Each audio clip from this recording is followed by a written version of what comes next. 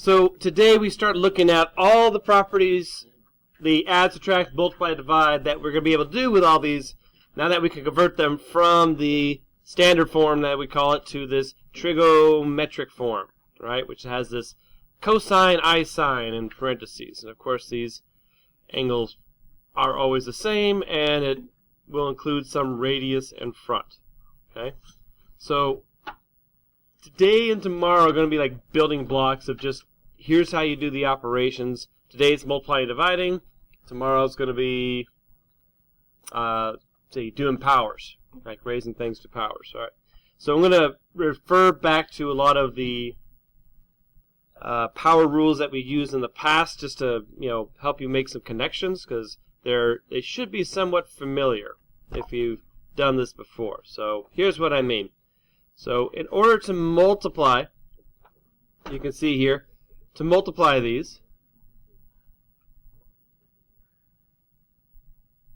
that you end up just saying, well, if I have a radius here and a radius here, that I just multiply them together. No big deal, right? And then if I have, let's see, my cosine theta 1 and my cosine theta 2, all I need to do is just add those together, right? Now keep in mind we're multiplying, but we end up adding the thetas, right? That should seem familiar. When we did something like this, like 10 to the second times 10 to the third, right? How did we get the answer? Well, it was 10 to the 2 plus 3, right? Very similar to here. We're multiplying these together like we were here. We end up adding the thetas like we added exponents. So a lot of the rules that we're about to do should feel somewhat familiar. Just so you feel like, is that just the same as that, but on this thing instead of that thing? Yeah, right? So that makes it kind of nice and somewhat intuitive, hopefully. All right, of course, the same thing is for the I signs here, are work the same way. So it's very formulaic, but I'm just pointing this out that if you kind of forget this rule, well, if you know where it comes from, you don't really have to memorize it. It should just make sense. And then in the world of so many different things that we learn, you're like, how can someone memorize so much? There's no way to memorize it. You have to understand it. If you understand it, it's not really memorizing. It's just, okay, it makes sense because it works just the way that does, so all I have to do is take those rules and put it on this, and all of a sudden, hey, I know all the steps. Right? Much better than, one by one, let's learn what the rule is. Okay? So, big picture. Big picture. So let's just go through these, practice a little bit. We got some in radians and some in degrees. The steps will be pretty much the same, and the degree of difficulty will, as I mentioned yesterday, depend directly on how fast you can recall the unit circle. Right? So if you want to test yourself right now without the unit circle in front of you, see how well you can do without it, because I don't want you finishing these and say, these are easy problems when you have the unit circle in front of you. And then, of course, you take the quiz and it's not there in front of you. You're like, well, these are hard now. So I want you to have a realistic idea of how much practice you need on your unit circle, so you're not surprised later on. Okay? But let's get started here. So we got, of course, we're multiplying these two. We're going to look at the graphic, what these look like graphically later on, the geometric version of it, which is really cool. But right now we're just doing all the analytical, all by numbers. So we got our two radii here. I want to go the other way. So we're going to have 3 times 2, right?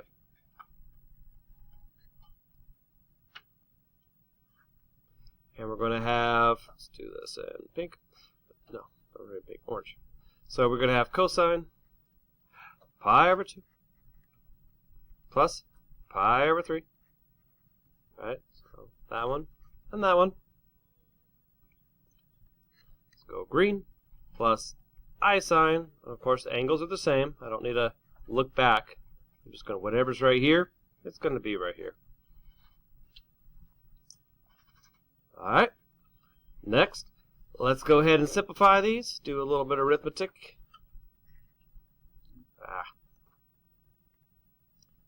There we go, there we go. So we got cosine. Let's see here. That would be 2 pi plus 3 pi over 6. That's 5 pi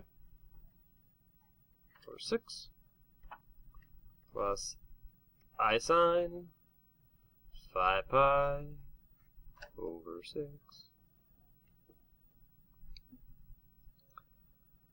Now it does say, if we read the directions carefully, all right, we might be done, right? We multiply them together, right? If it says our answer is in trigonometric form, we are finished here. But if we read the directions, it says trigonometric form and the standard form. So we got to do basically what we did exactly, for homework. So go back and convert this. Say, well, 6. What is the cosine of 5 pi over 6? And here's the point where this becomes maybe difficult if you don't know your unit circle. Okay. Anybody want to shout it out? Oh, no? Negative root 3 over 2, second quadrant, right? And then, of course, that would make the sine, the rise, would be 1/2. All right? And let's do a little distributive property. So 6 times, well, 2 goes into 6 3 times, so we'll just have negative 3 root 3. And then over here, half of 6 is 3. How does that look? Not too bad.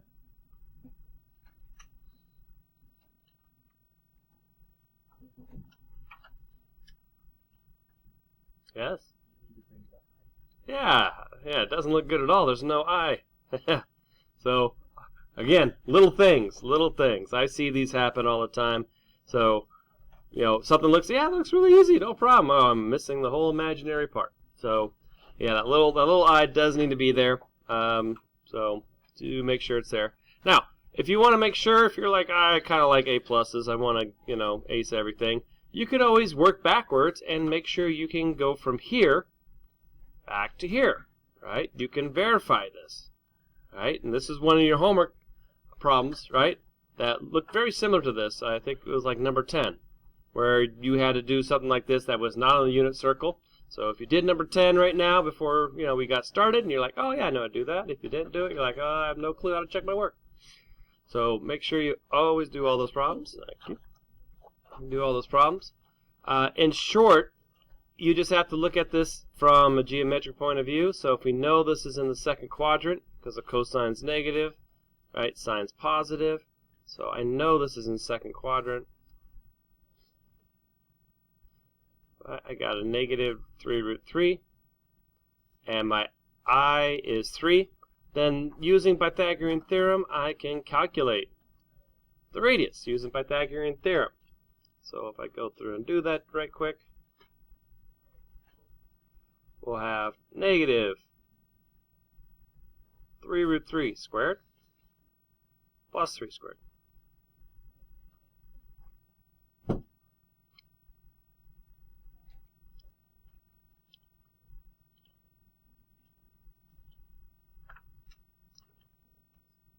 Okay, we'll have square root of 3 squared is 9. Root 3 squared is 3, so 9 times 3 is 27. Plus 3 squared, which is 9. Square root of 36 equals 6, as expected. Right? I get that radius coming back. And then, how do you get the angle? How would I end up with 5 pi over 6 using these? Well, again, this is a rise. This is a run. I want to find this angle. Which trig function can you use if you have rise and run to find an angle? So, go back to our old friend, the tangent, right? If I have a rise and run, that means I have slope. I can find an angle if I have the slope using tangent. So, rise on top, which would be the 3, the imaginary part. Run on the bottom. Put that in your calculator. Get 5 pi over 6. So that's how you would do any of these. And like number 10 on the homework last night, you don't have to have unit circle numbers for A and B in order convert it into the right form. Okay, just by using Pythagorean theorem and a little tangent work. Okay. Pause there for a second. Let you soak that in.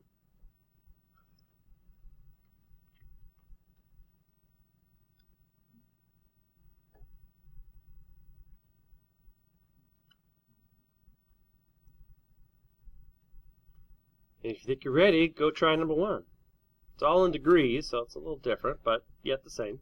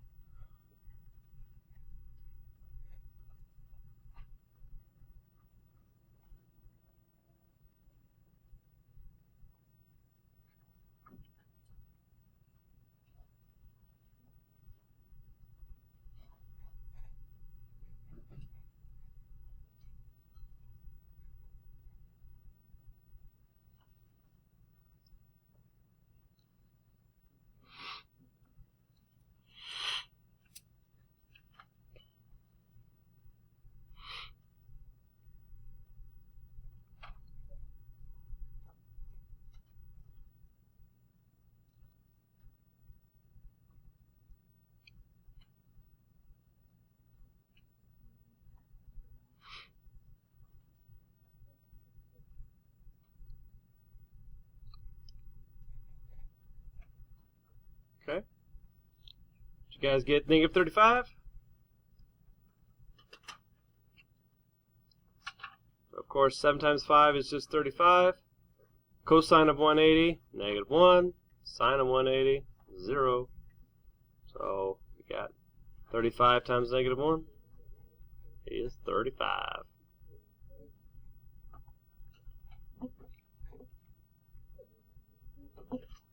Not too bad, right?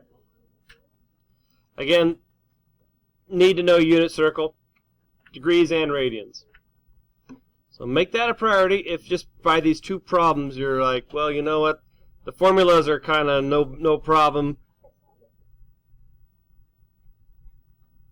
The formulas are no problem, but that recollection from the unit circle is the slowest part of the whole problem for me. So maybe do the those speed tests from the first and second week before anything else, because that's what you need to work on most. All right, same idea for dividing. Right, we're not going to waste no time. You can probably do these on your own if you want to give them a try. But once again, it's very similar for dividing. You see dividing, right? By the way, this could also be written as a fraction. So you might, not this year, but I've had in the past where somebody will say, well, you didn't teach us how to do it with fractions. It's like, you do know division is fractions, right? Fraction is a division problem. Any rule for division works on a fraction because that's what fractions are. They're division problems. Right? So whether it's written with this old-fashioned division symbol or commonly as a fraction, right, it all works. Right? It's the same result over here. You subtract this time you subtract the thetas, right? And just to complete the analogy from before, if we had like 10 to the 5th divided by 10 to the 2nd, right, that ended up equaling 10 to the 5 minus 2, right, which was 10 to the 3. Right, so you see here again we're dividing, right, doing division, and we end up subtracting the exponents just like we end up subtracting the thetas, right, here and here. So lots of similarities, lots of similarities. Of course, why is this true? Could you prove that, why this actually works? If you understand why this works, you don't have to memorize it, right? So even things you've memorized in the past and that helped you get through the test and helped you get good grades, it's good to go back and replace that with the reason why. And that way it actually comes back to you a lot faster. So if you can look at this and say, you know, give me a good argument why this is true. And you can say, well, there's 5 tens on top. And there's 2 on the bottom. Well, they just cancel out, right? 2 of them cancel out, and that's why the 5 minus 2, the 3, gives us how many were not canceled out. Our answer is how many were remaining after the canceling of the 2 on the bottom with the 5 of them on top, right? So hopefully that makes logical sense, and again, it changes from a rule to, okay, I get it. All right, so practice that as much as you can on regularly, especially with old properties and formulas, and ask yourself, like, is it easier to think about it a different way so you can, remember it later on. So let's practice a few of these. Let's see here. So we have root 3. Looking for division, right? Root 3 over 2. Cosine 105 minus 15 this time, plus I sine of the same.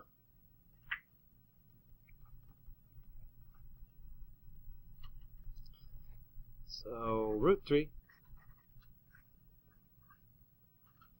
cosine of 90, I sine of 90.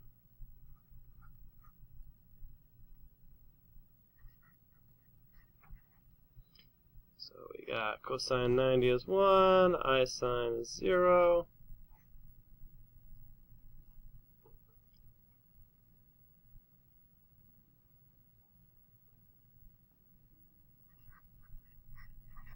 Distribute those in.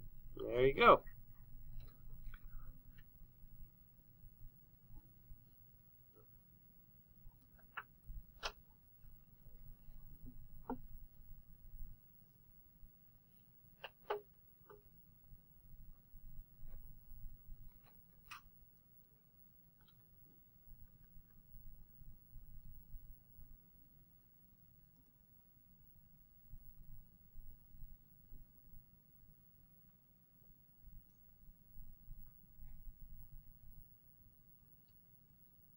All good?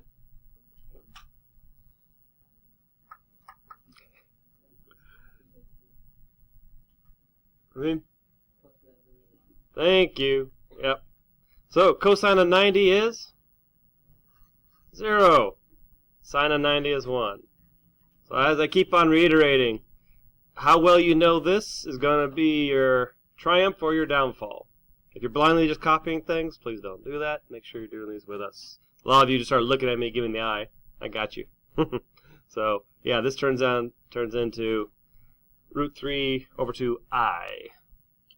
Okay, very good if you caught that. If not, if you didn't catch that, you're the one I'm worried about. And if you thought confident this is super simple and then you just missed that completely, that's your warning shot, right? Okay, he's talking about me. I really need to practice this because this is a very basic, this isn't like, cosine 135. This is like a multiple of 90. That should be a no-brainer. As soon as you think of 90, going back to a unit circle, right? Oh yeah, that's definitely 0, 1, not 1, 0. That's not something we can kind of get right some of the times. It's like mixing up 4 times 8 and 9 times 7. It's like they're definitely 2 different answers. We can't afford to sometimes stop and pause and think which one's the right number and stuff like that. So definitely practice if you did not catch that right now. If you did catch it, you're probably good.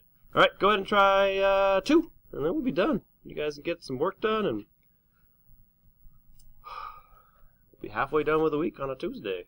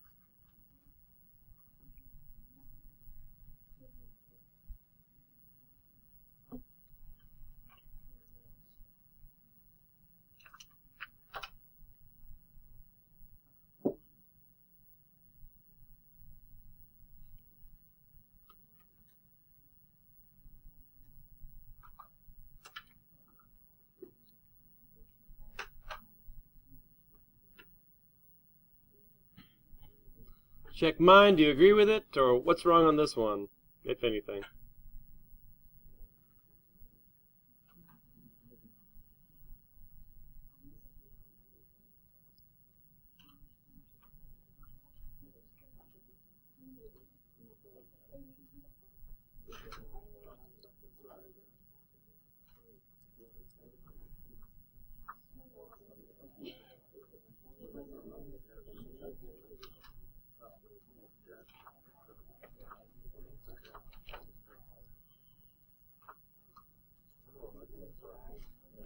Alright. Take that as you agree. Alright. So we have our assignment down here. We're going to skip this last one, by the way. 38. Cross that off. One less to do.